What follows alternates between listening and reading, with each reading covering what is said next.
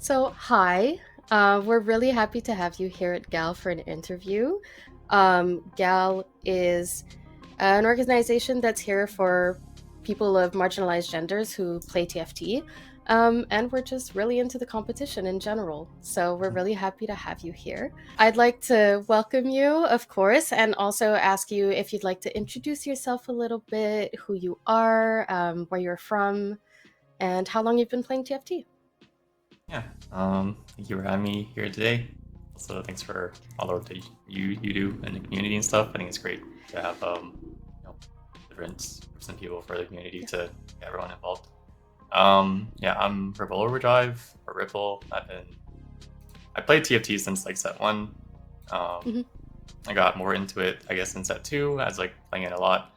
Uh, Before that, I played like other competitive games like League or Valorant. I played competitive Smash for a long time, so like I was like TO for tournaments and played that a lot. And yeah, I think I really got into TFT because first of all, because like most people who played League of Legends a long time ago like got into TFT because it was pretty natural. Yeah. And yeah, and I played in my first tournament in like set three, but It's been tournaments it's weren't been really like four organized back years, then. I think, since one of your first bigger tournaments at least. Do you play TFT full time now? Do you do something else on the side? Just a little bit of an idea of what, your life looks like, I guess. Yeah. Currently I am playing TFT full time. I've kind of been on and off playing it full time and working as a software engineer. Yeah. Um, I was like first doing full time TFT back in Set 8, which was kind of around COVID, and then my company did like a Right. bunch of layoffs. So um, that was like a fun taste of like full time esports. But then for like the next few sets, like 9, 10, 11, I kind of went back to work. And I was trying to compete at the same time, and it's really hard to do because TFT takes a lot of time to like study and practice and compete and Mm. stuff. Um, yeah, and then like a year ago, I decided to try to go full time again just to see how it goes Give while it I'm a still young. shot. Yeah, Yeah, and exactly. it's been a lot of fun. So Yeah, well, I mean, I hope it's a lot of fun because that's a big like time commitment for sure. More recently with TFT Academy, I do see you're wearing the hoodie as well. yeah, So, it's a really but comfy I hoodie. did. It is. Good. But I do want to ask, like, how's it been with them? Because I know that they've been involved in a lot of things about TFT, but more specifically, representing them at the Paris Open and just seeing how's it been, since you've been with them. Yeah, I mean, I think so for a really long time, I wanted to be like since I was young, I wanted to be like a pro gamer, and I think Yeah. at the Paris Open, kind of being able to get to the final lobby, play on the final stage, and also have like a sponsor behind me was kind of achieving those dreams that I had, and I'm really Yeah. happy that I got to do that with TFT Academy. Um, I was mostly representing them for that day, and I guess I will. I mean, I'll still be wearing their clothes for the rest of the set and stuff. And I think they do have more plans to do more stuff with like a pro team. That's still like in the works with them. Yeah. But yeah, it's a really cool brand. I mean, I use their material, and I like Yeah. Redan and Dish Soap a lot. So I do want to ask, how was the experience of being at the Paris Open? I know it's a lot of travel, a lot of yeah, commitment, and also placing in that final lobby. If you had like a lot of support coming with you from other players, friends, yeah. family, anything. I think the Paris Open is really like a dream come true for me. I think so. In my like, it was kind of coming to the end of like my 1 year of doing full time TFT. I hadn't really gotten like any great results I was like super happy about, and I think I was also going into the Paris Open just like to have fun, play as well as I can. The format was really brutal, I'd say, in terms of Yeah. how hard it is to get through each round. So I didn't have that high expectations, but actually this time, my family actually came out to watch and support me. So like my mom and my sister came out. I was Oh, really that's really appreciative of nice. that. And Yeah. also, at the opens, you get to finally see all your friends and stuff from TFT. So they were there to support me, and I was really happy I was able to make it all to the finals. I think it was like one of the happiest moments of my life, probably. And I felt really emotional because I feel like I had been working for something like that for a really long time. Like I said, like I've been competing for like 3 years or just Yeah. I mean, I guess it must be like, that culmination of all hard work actually coming to fruition, right? And I'm sure there was a lot of preparation coming into big tournaments like that, or just competing in the pro circuit in general. I'd like to know a little bit more about, how you prepare, what your preferred methods of study are. I know it's a big subject in TFT. Some people like to study by themselves, some people have study groups. What's your choice of study? Yeah. I mean, this one's something that's been was changing over time. But I do have a study group. I talk to like Agent Iverson, Lala, Arfna, Philip, Puzzle Skills, those guys a lot. Yeah. At the Paris Open or like in Paris, like we pretty much got in there like a few days early, and we pretty much like just wake up every day, eat together, talk about TFT, play a bunch of games, go eat, talk about TFT some more. And then like while we're out at home, it's like kind of similar. Everyone's just kind of playing games and talking. Yeah. And studying wise, like I think I'm on the lower end of like how many games I play. I spend a lot of time just watching streams, spectating games and the clients, try to talk to people about ideas, and then try them out in my own games. So there's like tons of information out there, and Yes. I've actually started like coaching recently, and I tell my students like, a lot of TFT is just a time investment into studying and learning, and then because you can't really go into the game and then figure out what to do if you just don't have like that knowledge behind you. Yeah. It is, at the end of the day, it's like a super complex game. Having those different methods of study, I'm sure, are really helpful. Some people don't necessarily, have 15 pros in their immediate entourage. So what would you say to your average player? Like if I came up to you and I said, "Hey, how do I get better at TFT? How do I reach GM? How do I reach Challenger? How do I develop that skill?" Yeah. That's a really good question. Um, I think something that I've learned like while coaching people and talking to people is that a lot of people, of course, love playing TFT. It's super fun.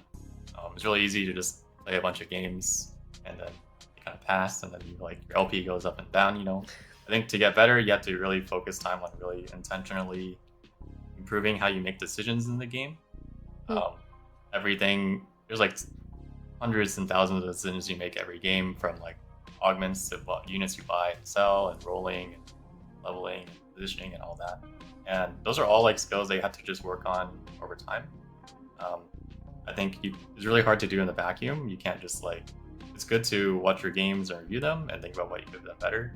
But it's definitely good to address like outside resources, like watching videos, watching other people get coached, just things to learn about the general concepts, fundamentals about TFT. I think it's hard to see improvement immediately just because like there's the game's so complex and there's so many things to work on.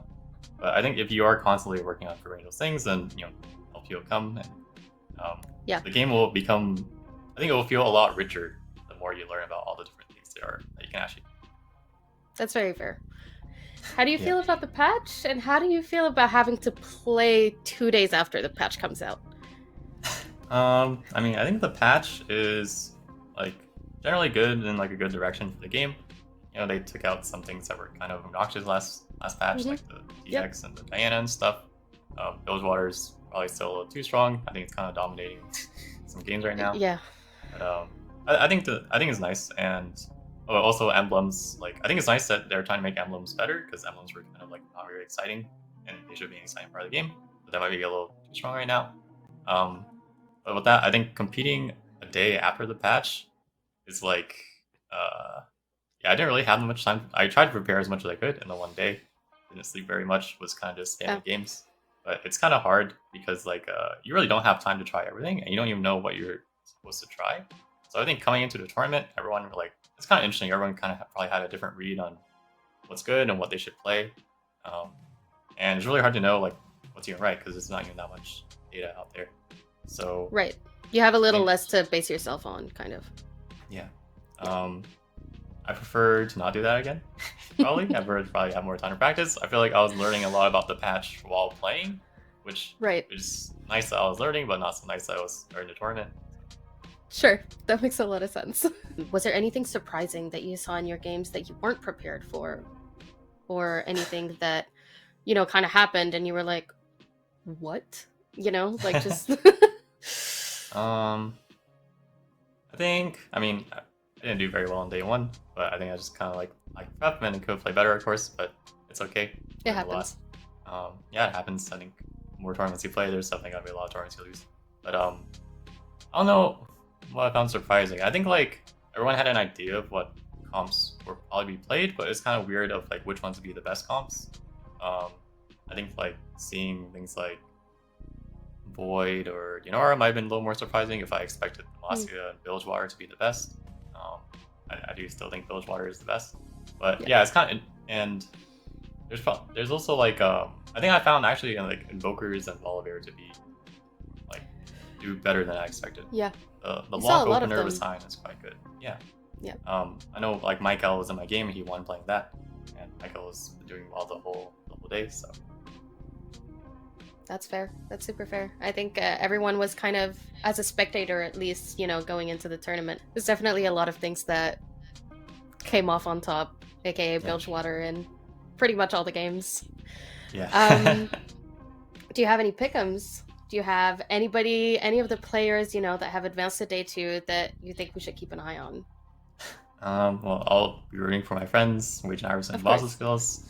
I think I like Michael a lot as a player. I mean, I also talked to him in TFT, and I think he plays really cool in that he's like pretty flexible on all the different lines he likes to play. So I'm gonna watch out for him. I think Camby is a very solid player too. And yeah, wonderful. Great. I have one last question that we always ask whenever we interview people in our own tournaments, but it's really important. It's, what is your favorite little legend? Because we've noticed you're playing the Sauna Sprite, and I don't know if there's a buff for playing sprites in tournaments because I see a lot of them, or if that's just your go-to in general. Yeah, I think I've always been kind of a sprite player. I used to just play the default river sprite a lot. It's like I kind of wanted to be like identified for like my gameplay, not necessarily my sprite. But I do love all the sprites, and I think I picked it because like one day I asked like my partner what little legend I should use, and she said that Sauna Sprite looked pretty cute, so I've mostly been using that one. Yeah, and I don't know. I think it's like not too flashy or anything, and it's not too attracting. So some of the little legends can be kind of distracting, especially sometimes the ones that you do see like scenes.